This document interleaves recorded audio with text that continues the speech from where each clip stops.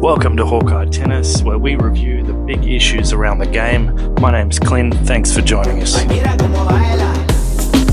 On this episode, we'll take a look at how the Wimbledon 2022 results have had an impact on the slam race, the rankings and other major statistics. Let's get into it.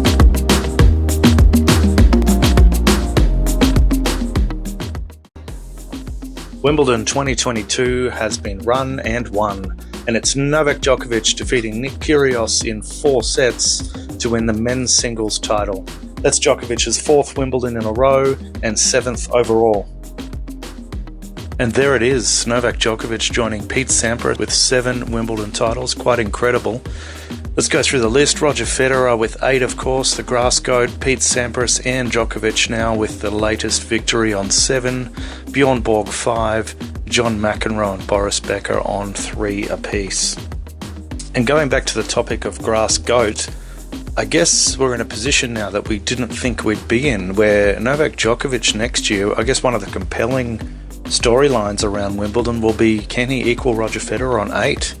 And you've got to think that if he does, and with a winning head-to-head against Roger at Wimbledon, that grass goat title is up for debate. Novak's main challengers on grass still to this day is Nadal, I guess is one of them, although he's having more and more injury problems as we see recently, but he's adapted his game well recently, which actually suits grass.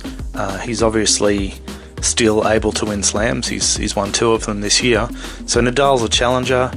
Berrettini, of course. Hurkacz.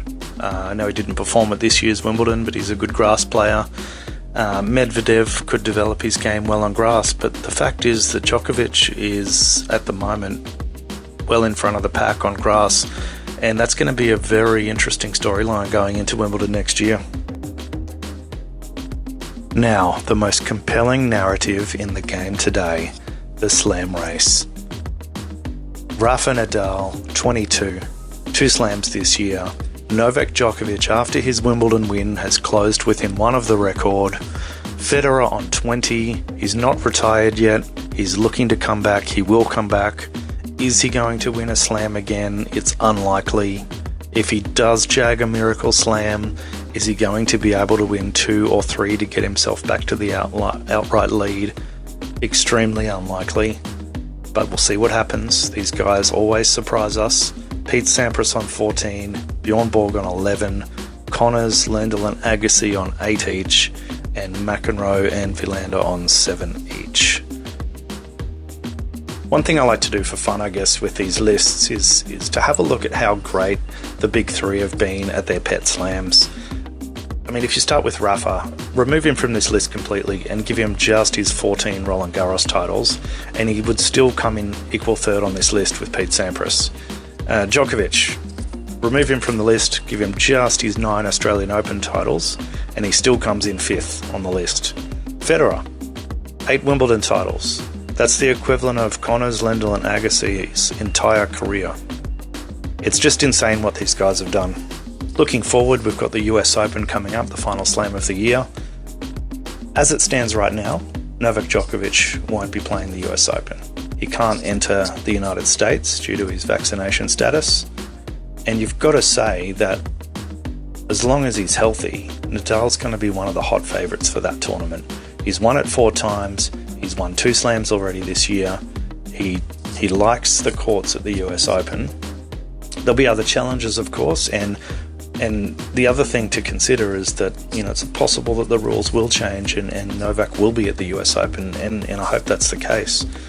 But as we stand right now, he won't be there, and you've got to consider Nadal a big favourite for that tournament. We were all tied up at 20 apiece, Nadal, Djokovic and Federer at the end of last season, and Nadal skipped away with a couple of slams to start the year. Djokovic has hit back at Wimbledon. It's going to be a big tournament for Rafa at the US Open.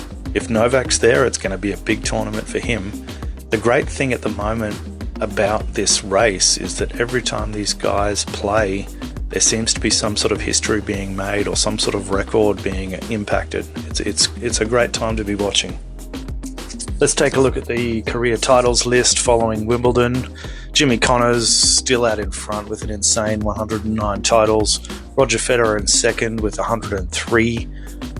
Ivan Lendl in third place with 94. Rafa Nadal in fourth place, 92 titles. That's obviously been boosted quite a bit this year. Djokovic, following his Wimbledon victory, moves to 88 but stays in fifth position, chasing down Rafa. John McEnroe, 77 titles. Borg, 66. Sampras, 64. Nastase, 64. And Villa, 62. The guys to watch on this list, of course, are the big three. They are also the only active players on this list. And the questions remain. Can Federer come back and catch Jimmy Connors, take the record? Can Nadal catch Lendl and Federer? Can Djokovic catch Nadal, Lendl and Federer?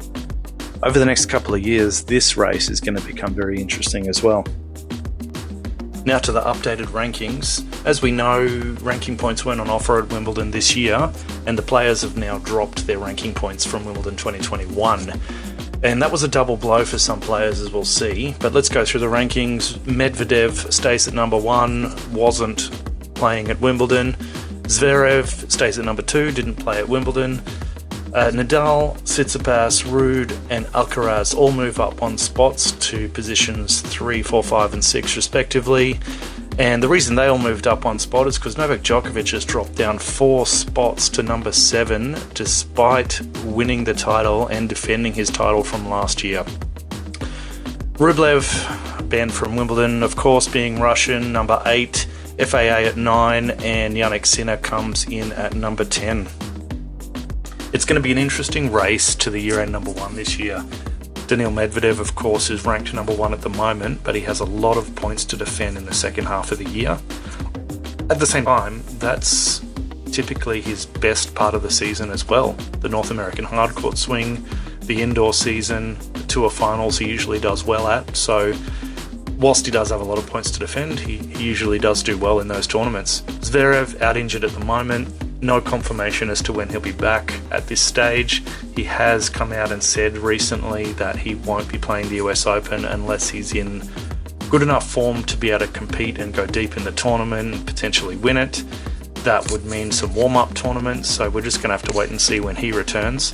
Nadal arguably has been the form player of the season so far, but has had some injuries this season.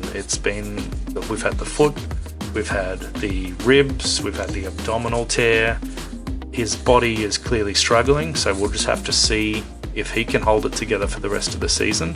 Djokovic may struggle because as it stands right now, he can't play the US Open, so it's going to be an interesting time. Speaking of the race, let's have a look at the updated race after Wimbledon. Of course, no points from Wimbledon, so it looks very similar. Nadal, number 1, Tsitsipas, 2nd, Alcaraz in 3rd, Casper Ruud 4th, Zverev 5th, Medvedev 6th, FAA 7th, Andrei Rublev comes in at 8th, Taylor Fritz 9, and Djokovic rounding out the top 10. And Daniil Medvedev moves into 21st spot in the all-time weeks at number 1 list, joining John Newcombe at 8 weeks atop the ATP rankings. Novak Djokovic, of course, is the leader there and the record holder with 373 weeks. And that's us all updated for the week. If you enjoyed the content, please like the video, share it, consider subscribing to the channel. It's much appreciated and greatly helps us out. And please let me know in the comments below. What are your predictions for the rest of the year? Who's going to win the US Open? Who's going to win the World Tour Finals? Who's going to finish the year ranked world number 1? I'd love to hear your thoughts.